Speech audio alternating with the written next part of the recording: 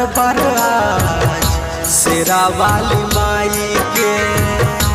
लागल बा दरबार आज शेरा वाली माई के दर्शन लखाड़ा बड़े दर्शन लखाड़ा बड़े भक्त लोग आई के लागल बा दरबार आज शेरा वाली माई के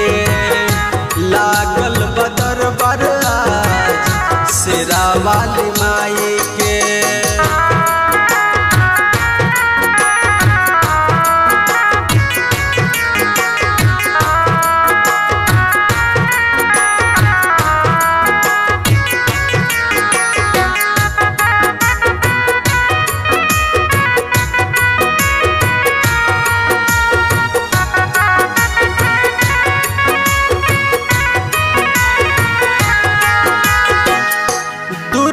से आइल बाड़े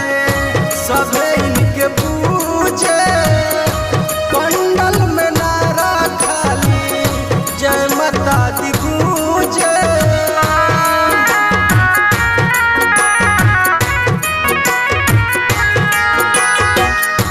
दूर दूर से आइल बाड़े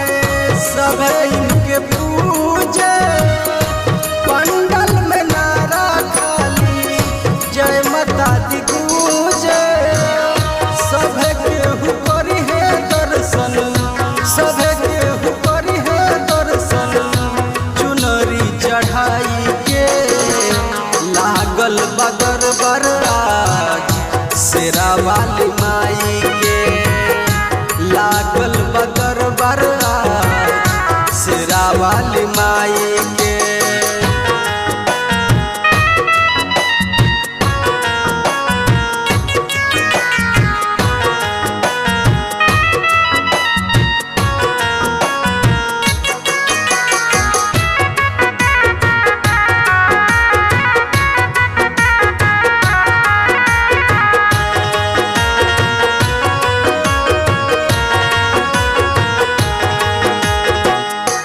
मैया के महिमा बावे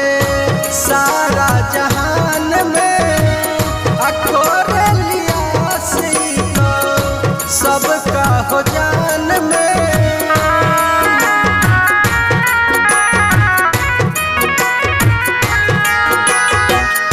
मैया के महिमा बावे सारा जहान में सबका हो जान में भीड़ बाटे जुटल आज भीड़ बाटे जुटल आज नवमी पूजाई के लागल बा दरबार आज थावे वाली माई के लागल बा दरबार आज थावे वाली माई के।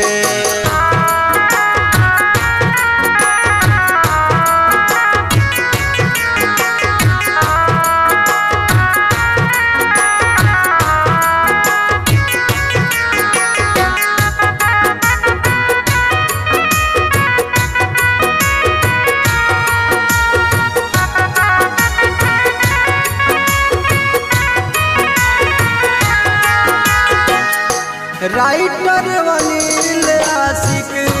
लिखले भजनिया विजय चुनू शर्मा आई के सरनिया